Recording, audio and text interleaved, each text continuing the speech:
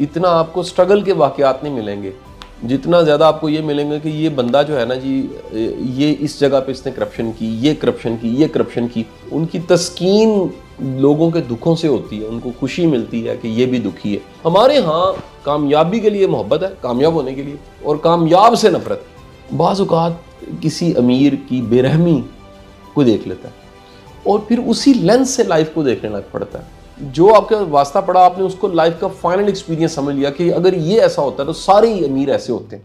बिस्मिल्लाहिर्रहमानिर्रहीम, अस्सलाम वालेकुम नाज़रीन, मैं उसामा तैयब और मेरे साथ जनाब सैयद कासिम अली शाह साहब। शाह साहब, दिल दुखा हुआ है बहुत ज़्यादा। एक हादसा हुआ पाकिस्तान के, हमारे दो बड़े मुअज़्ज़ज़ शहरी, उनके साथ। मैं इससे, आप अगर इस पर बात करना चाहें, लेकिन बुनियादी तौर पे मैं जो आपसे जानना चाह रहा हूँ, आप साहिब इल्म हैं, दानिश्वर हैं, आप इस पर कुछ रोशनी डालिए कि हमारे यहाँ अमीर और कामयाब लोगों से अमूमी तौर पर देखा गया है कि लोग नफरत करते हैं। मैं दूर दूर तक नज़र दौड़ाऊँ सर, मुझे नज़र नहीं आता कि कोई ऐसा शख्स जो अमीर और कामयाब हो उससे नफरत ना की गई हो। इसकी कुछ वजूहात के ऊपर अगर आप बता दें। उसामा साहब, बहुत बहुत शुक्रिया।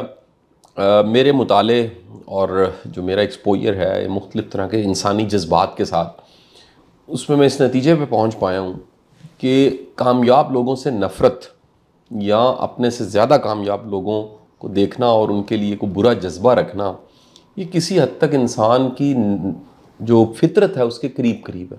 इंसान में जेलसी का फैक्टर वो पैदाइश से इंसान के नफ्स के साथ जुड़ा हुआ है, लेकिन कुछ ऐसे फैक्टर्स हैं जो कह लीजिए कि उसकी ग्रूमिंग में, उस सोसाइटी में इस्टेब्लिश होते हैं और उस वजह से ये नफ़रत एक्टिव हो जाती है। मैं बिल्कुल ऐसी आपको कहूँ कि हम में अच्छाई और बुराई दोनों पड़े होते हैं, उनको एक्टिव क्या चीज़ें करती हैं वो देखनी पड़ेंगी। अब ये जो वाक़या, आप इससे हम खुल के ये बताना चाहेंगे कि कॉमन डिस्कशन है कि ये शुरू हो गई, लोगों ने डिस्कस भी किया और ऐसे कई पोस्टें मैंने देखी, आपने भी देखी, वीडियोस भी देखी, मैंने शेर देखे, पोइट्री देखी है ऐसी, जिसमें कंपैरिजन किया जा रहा है कि देखें जी, लोग कश्ती में बैठ के यूनान की तरफ जा रहे थे और वो डूब गए।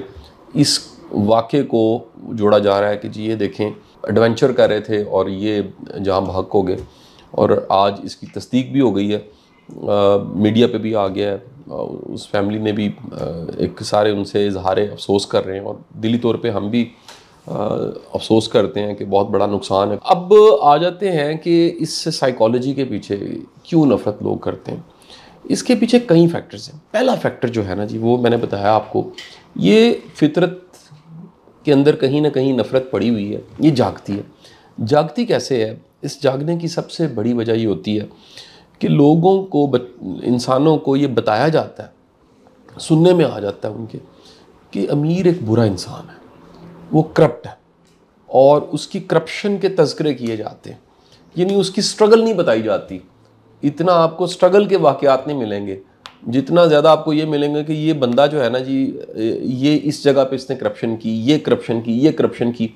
यहाँ तक कि लोग इल्ज़ाम लगा देते हैं। बहतान बड़ा कॉमन है इस सोसाइटी में, आपको उसामा साहब कॉमन मिलेगा। लोग इस हद तक नफ़रत करते हैं सर कि उनका बस नहीं चलता, वो चीज़ों को क्रिएट कर देते हैं, खुद से कोई मानी दे देते हैं, और इसको हर सेलिब्रिटी भी फेस करता है। ये सिर्फ आप अमीर लोगों तक हमारी बातचीत को ना रखिए, आपको सोसाइटी के जितने नामवर लोग हैं, जितने मारूफ लोग हैं, उन सब की ज़िंदगियों में एक बड़ा चैलेंज जो है वो उन नफ़रतों का सामना करना, उनको देखना, फिर उनको मैनेज करना, हासदीन का सामना, हसद को देखना, फिर उसका सामना करना और उनको मैनेज करना, ये कॉमन है। दूसरी वजह जो बहुत बड़ी है वो महरूमी है।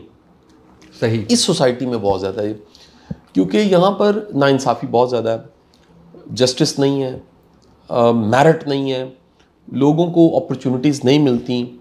नतीजा ये है कि जब भी वो किसी कामयाब बंदे का दुख देखते हैं तो उनको खुशी मिलती है। हालांकि ये इंतहाई गैर इखलाकी हरकत है कि आपकी खुशी का ज़रिया किसी का दुख है, किसी को दुख में देख के आपको खुशी मिल रही है। इससे ज़्यादा मतलब एक कह लीजिए किरदार की पस्ती क्या हो सकती है कि किसी शख्स के दुख को देख के आप खुश हो रहे हैं। आपको खुश होने के लिए किसी का दुख चाहिए। सैडिस्ट भी हैं लोग, ये भी आपको बता दूं, बड़ी दुनिया सैडिस्ट है, उनके अंदर इतना दुख भरा हुआ है कि उनको दुख चाहिए। उनकी तस्कीन लोगों के दुखों से होती है, उनको खुशी मिलती है कि ये भी दुखी है, या कह लीजिए वो खुद इतने दुखी होते हैं, ये इतने दुखे हुए होते हैं कि जब वो किसी दुखी को देखते हैं तो उनको तसल्ली होती है कि मैं अकेला नहीं हूँ, ये भी दुखी है। वो अपनी तसल्ली के लिए दूसरे का दुख देखना चाहते हैं। एक अप्रोच ये भी है कि हमारे यहाँ अमीर लोगों को पेंट ही बुरा किया गया। सही। बिजनेस सक्सेस स्टोरीज, कामयाब लोगों को ग्लोरीफाई नहीं किया गया। इस पे मैं बड़ी दफ़ा बात कर चुका हूँ कि सोसाइटी में जो स्टैंडर्ड्स हैं ना जी, जो बने हुए होते हैं, लोगों ने स्ट्रगल करके उन्हीं स्टैंडर्ड को मीट करना होता है। मुकाबले का इम्तिहान एक स्टैंडर्ड बना हुआ है, चार्टर्ड अकाउंटेंट बनना, पायलट बनना, फौज में जाना, डॉक्टर बनना, इंजीनियर बनना, ये कहीं ना कहीं स्टैंडर्ड बने हुए हैं। इस माशरे में, एक महरूम माशरे में, एंटरप्रेन्योर्स जो हैं वो हीरो नहीं है हमारे। बिल्कुल ऐसे। हालांकि लोग अमीर होना चाहते हैं, हालांकि लोग वैसा बनना चाहते हैं, लेकिन उनसे नफरत करते हैं। इस पे एक डिस्कशन ये भी हम करते हैं जब हम सेल्फ हेल्प की डोमेन में जाते हैं कि आप अगर किसी की तरह का बनना चाहते हैं और आप उससे नफरत करते हैं तो आप इसलिए नहीं बनते कि वो नफरत का जज्बा आपको बनने नहीं देता। लॉ ऑफ अट्रैक्शन है ना जी। बिल्कुल ऐसे। आप जिसे नफरत करते हैं ना वैसे नहीं बन सकते। आप मोहब्बत में, ये जो फना फिल शेख की टर्म है, जी जी जी, ये मोहब्बत की वजह से कि आप अपने उस्ताद और किसी पीर या किसी रहबर से ऐसी मोहब्बत करते हैं कि आप वैसा होना चाहते हैं। और रांझा रांझा कर दी नहीं मैं आप पे रांझा हुई, वो इस मोहब्बत के साथ आप वैसा हो जाते। हमारे यहाँ वो जो नफ़रत है, कामयाबी के लिए मोहब्बत है, कामयाब होने के लिए, और कामयाब से नफ़रत। और ये कहीं ना कहीं सुनने में कोई डिस्कशन जो है वो ग्लोरीफाई नहीं किया जाता। किसी की फाइनेंशियल सक्सेस को, किसी की स्ट्रगल से मेहनत करके ऊपर आने को कभी भी ग्लोरीफाई नहीं किया जाता, इसको बुरा समझा जाता है। अच्छा, फिर बड़ी इंफॉर्मेशन, बड़ी बातें ऐसी हैं जो एक से दूसरे तक वैसे मुंतकिल होती रहती हैं। ये जी जो कामयाब है वो पाकिस्तान को खा के कामयाब हुआ है और वो 2 नंबरी करके कामयाब हुआ। ये यकीन कीजिए इनमें कई दफ़ा कोई हकीकत ही नहीं मिलती। इवन इस फैमिली को, ये आज क्योंकि एक एजेंडा है, हर जगह डिस्कशन हो रही है, तो जो सामने बातें आ रही हैं वो कराची के लोग हैं, इनको जो लोग जानते हैं उनकी भी मैंने पोस्टें पढ़ी हैं। वो बताते हैं कि इस फैमिली का पाकिस्तान के लिए बड़े कंट्रीब्यूशन है।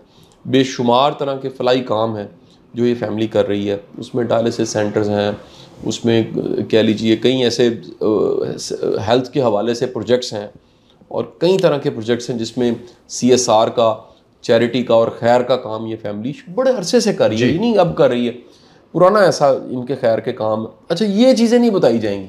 इट्सल्फ जो है वो इतने मुलाजमीन के रोजगार का सबब नौकरियां लगी हुई हैं, रोजगार लोगों के लगे हुए हैं।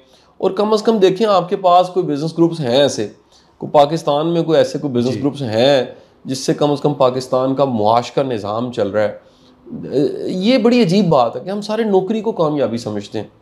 इस पर बड़ी डिस्कशन, कल भी मैं वो वाइस चांसलर्स की कॉन्फ्रेंस थी, वहाँ बातचीत कर रहा और सारे पाकिस्तान के बड़े टाइकॉन्स, सितारा ग्रुप के CEOs और उसके बाद मियाँ मिसबा रहमान और बड़े बड़े हमारे कह लीजिए इंडस्ट्रियलिस्ट वहाँ मौजूद थे। मैं कंडक्ट कर रहा था और उसामा साहब वहाँ भी मेरा सवाल ये था सर कि ये माशरा एंटरप्रेन्योर बनने, कामयाब बनने को इनकरेज ही नहीं करता। ये एक बिजनेसमैन, उनका नाम नहीं लूँगा, उन्होंने कल ये कोट किया कि मैं रुक गया हूँ इस मुल्क और माशरे को देखते हुए, मैं ख़ास हद पे जाके रुक गया हूँ। ना ह्यूमन रिसोर्स काबिल मिलता है, ना खट्टू नलायक लोगों का ढेर है, और जो लोग आपको मिलते हैं वो भी लॉयल नहीं है। अब आज मेरे बड़े करीबी मोहब्बत करने वाले दोस्त हैं और उन्होंने मुझे कॉल की तो मैंने कहा कि सबसे ज़्यादा आपके करीब एक ये लड़का था, तो कल इसकी पोस्ट लगी हुई थी कि ये इसने ज्वाइन कर दिया फलाने, वो भी आप ही का ग्रुप है। उन्होंने कहा नहीं जी नहीं, वो मुझे डैमेज करके कई तरह के मसाइल पैदा करके और उसके बाद उसने बिल्कुल ढूंढा मेरा मुखालिफ और दुश्मन कौन है। ये एक बड़ा इखलाकी तौर पे तरबियत का। मैंने कहा जी आपने तो बच्चों की तरह पाला हुआ था और बड़ा एहसास करते थे। कहते बस देख लें आप, ऐसा ऐसा भी होता है कि आप जिसको इतना करीब करें वो बाद में आपको, आपके साथ गद्दारी कर दे। ये गद्दारी का मिजाज यहाँ पर बड़ा कॉमन है, लोगों में अखलाकियात नहीं है। अच्छा, वापस आएँ तो एक और फैक्टर जो उसामा साहब बड़ा देखा गया जी सर, वो कोई इवेंट भी होता है। बाज़ औक़ात किसी अमीर की बेरहमी को देख लेता है और फिर उसी लेंस से लाइफ को देखने लग पड़ता है। मसलन एक का एक्सपीरियंस अगर बुरा आपके साथ हुआ है, एक किसी रिच बंदे के साथ जो ख़ानदानी नहीं था, जिसके पास इखलाक नहीं था, जिसको किसी को हैंडल नहीं करना आता था, जिसका रवैया अच्छा नहीं था, उसके साथ आपका वास्ता पड़ा। जो आपका वास्ता पड़ा, आपने उसको लाइफ का फाइनल एक्सपीरियंस समझ लिया कि अगर ये ऐसा होता है तो सारे ही अमीर ऐसे होते हैं, सारे रिच है। सारे एक से नहीं हो सकते। आप ये कभी नहीं कह सकते कि आप मीडिया पे रहे हैं तो सारे एंकर क्या एक जैसे हैं। बिल्कुल भी नहीं। मैं स्पीकर हूँ, मेरा बोलने का शोबा है, ओपिनियन मेकिंग का शोबा है, क्या बोलने वाले सारे स्पीकर्स ट्रेनर्स एक जैसे हैं? बिल्कुल नहीं। अच्छे बुरे की बात नहीं, हर बंदा मुख्तलिफ है एक दूसरे से। एक इवेंट को लोग फिर उसको वो प्रचार करते हैं, यानी प्रचार करने का मतलब ये कि ब्रॉडकास्ट करते हैं कि इसी एंगल से देखा जाए, जिस एंगल से ये बेरहम है, ये इस्तेमाल करके छोड़ देते हैं, इस तरह की बातें कर दी जाती हैं। एक बड़ा फैक्टर मैं आपको और बता दूं, क्योंकि सोसाइटी में मौजूद स्टैंडर्ड्स, जी, स्टैंडर्ड से ज़्यादा बेहतर वर्ड अगर मैं बोलूं तो वो है जो बने बनाए तरीक़ाकार हैं कि यार ऐसा करेंगे ना तो आप कामयाब हो जाएंगे। वो क्या है? डिग्री, नंबर, जीपीए, पीएचडी कर लें, ज़्यादा से ज़्यादा पढ़ लें। अब ये सारा कुछ करने के बाद एक फ्रस्ट्रेशन पैदा होती है। वो सारी डिग्रियाँ, वो सारी मेहनत 16, 17, 18 साल की, इतनी मेहनत के बाद वो बंदा कुछ ऐसा नहीं सीख पाया होता जिससे वेल्थ जनरेट हो। बिल्कुल ऐसे। और इस पे दुनिया की कई किताबें हैं जो लिखी गई हैं इस प्रॉब्लम पे, जो कहते हैं कि फाइनेंशियल लिटरेसी बड़ी ज़रूरी है। वाह। ऐसा मुमकिन है उसामा साहब 100 एक बैच में हो, आपकी क्लास में 100 दोस्त हैं, मेरी क्लास में 100 कई दोस्त थे, कोई मैट्रिक, इंटर, कॉलेज, यूनिवर्सिटी में, और 20 साल के बाद जब आप ढूंढें तो आपको उसमें से 2 बड़े रिच मिले, और आप कहें कि यार तुम्हारे नंबर तो आते ही नहीं थे, तुम तो बड़े एवरेज से स्टूडेंट थे और तुम तो मुश्किल से पास होते थे, और आप एक को पकड़ गए यार तुम्हें तो मैं नकल लगवाता रहूँ, और वो पैसों और फाइनेंशियल सक्सेस में देखे तो इतना आगे निकल चुका हो कि वो बड़े काम कर रहा हो। अब वो जो नंबर लेने वाला वो नफरत करेगा, वो कहेगा जी जो स्टैंडर्ड्स मुझे बताए गए थे उन पर मैं पूरा उतरा हूँ, जो KPIs थे मैंने पूरे कर दिए हैं, जो टारगेट्स थे मैंने पूरे किए, मैं तो इतना कामयाब नहीं हुआ। अब वो ये देखेगा नहीं कि फाइनेंशियल सक्सेस के लिए नंबर चाहिए नहीं थे, बिल्कुल, उसके लिए फाइनेंशियल जीनियस चाहिए थी, जिस पे किसी किस्म की कोई प्रीचिंग, टीचिंग, कोचिंग हमारे सिस्टम ऑफ एजुकेशन में नहीं है। दुनिया में एक किताब जो बड़ी मारूफ हुई, rich dad poor dad, one of the best book है मैं समझता हूँ, रॉबर्ट कियोसाकी की।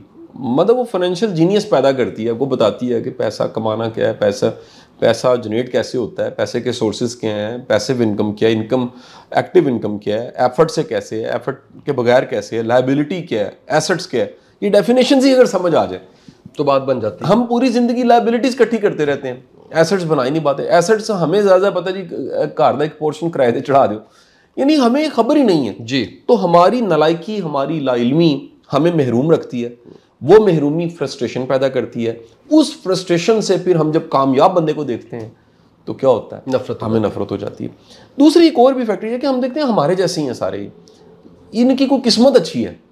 अच्छा, ये जो किसी की किस्मत अच्छी है ना, तो इसका दूसरा मतलब यही है कि आपको लग रहा है आपकी किस्मत बुरी है। बिल्कुल ऐसे मुआवजा आ गया जी। अब मुझे बताइएगा, बुरी किस्मत जिसका ये यकीन है कि मेरी बुरी किस्मत है और फलां की अच्छी किस्मत है, वो क्यों नहीं नफरत करेगा? बिल्कुल सही। बजाते खुद उसके पास एक जवाज उसने पैदा कर दिया कि इसकी अच्छी किस्मत है, मेरी बुरी किस्मत है। खुदा की तरफ से जो तकसीम है वो ठीक नहीं है, हालांकि बहुत बड़ा गुनाह है ये सोचना, बेशक, लेकिन लाशऊरी तौर पे बंदा सोच के नफरत करने लग पड़ता है। आखिरी फैक्टर जो वैसे बेशुमार फैक्टर्स हैं और इस पर बड़ा काम दुनिया ने किया है, साइकोलॉजी ऑफ हेट पे बड़ा काम हुआ है। होता ये है कि लोग किसी कामयाब बंदे, सेलिब्रिटी, किसी मशहूर बंदे को देखते हैं, उसको देखने के बाद वो एक फ्रेम बनाते हैं कि मैं इसे जब मिलूंगा या मेरा इससे रब्ता होगा तो ये ऐसा होगा। अच्छा, मुमकिन है उस वक्त वो ऐसा ना हो, कोई फेज चल रहा है। हाँ, मुमकिन है कि किसी फेज में हो, कोई सिचुएशन हो, या वो आपकी उमंगों पे पूरा ना उतर सके, या आपकी वो चाहत को पूरा ना कर सके, या कह लीजिए वो कोई सर्विस प्रोवाइडर तो नहीं है, वो अपनी ज़िंदगी में गुम है, उस पर फर्ज थोड़ी है, उस पर फर्ज थोड़ा है। बुनियादी अखलाकियात है, लोगों को बस रास्ता लेना हो तो नतीजा क्या होता है? ये मैंने भी अपनी ज़िंदगी में कुछ केसेस देखे हैं जिसमें लव हेट में कन्वर्ट हो गया। ये बड़ा ताकतवर जज्बा है, लव है ना सर, ये नफ़रत में बदलते। लव का प्याला है वो लाया और ख़बर नहीं कि अपनी नालायकी या गलत उम्मीद की वजह से वो उल्टा हो गया, वो नफ़रत में बदल जाता है।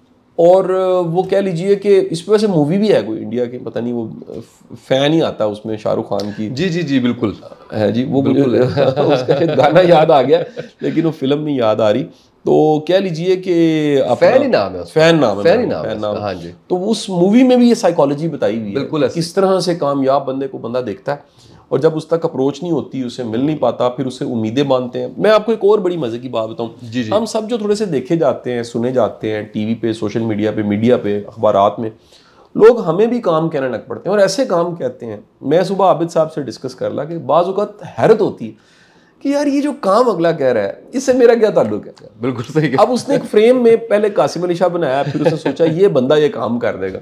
वो एक बड़ा ही अजब काम होता है जिसमें वो खुद जिम्मेदारी कबूल करने को तैयार नहीं होता। मतलब उसने सारा खुद बेड़ा गर्क किया होता है। वो आपको कहता है कि फलानी सिफारिश करें और आप जब उसे माजरत करते हैं, अच्छा ये ना नहीं सुन सकते लोग यहाँ पर। बिल्कुल ऐसे मेरे साथ कई बार ऐसे हुआ है कि यार मैसेजेस ज़्यादा हैं, मैं कोई रिप्लाई नहीं कर सका। अगले ने पूरी परसेप्शन बनाई है जी एरोगेंट है और ये जी बंदे अच्छे नहीं हैं, अल्लाह ने आप रंग लगा दिए तो देखें आकड़ गए हैं। इस तरह की बातें लोग फ़ौरन सोचने लग पड़ते हैं, शदीद जजमेंटल हो जाते हैं, तो वो नफरत करने लग पड़ते हैं। तो ये एक उसामा साहब सारे फैक्टर्स मैंने देखे हैं जिसकी वजह से हमारे समाज में, और मेरी आपसे दरख्वास्त है कि देखें किसी की सिचुएशन को समझे बगैर कोई राय ना बनाएं, खुदा के लिए।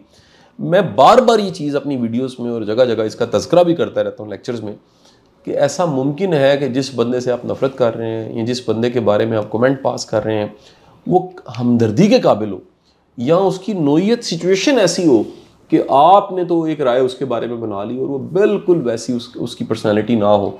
मेहरबानी करके लोगों को गुंजाइश दें, लोगों को दरगुजर करें। और ये बड़ा गलत है कि ये सारा रुका हुआ समाज जो है हमारा, रुकी हुई सोसाइटी, ये इसी वजह से है कि हम हर कामयाब बंदे से नफरत करते हैं। इसलिए सक्सेस स्टोरीज आपको नज़र ही नहीं आती, लोग बताना भी नहीं चाहते, वो छुपाना चाहते हैं, हसद से बचने के लिए भी, और इस वजह से भी कि जब लोगों को पता लगेगा तो लोग फिर इंतज़ार करेंगे कि कुछ बुरा हो या कुछ बुरा मंसूब हो और हम डोल पीटें।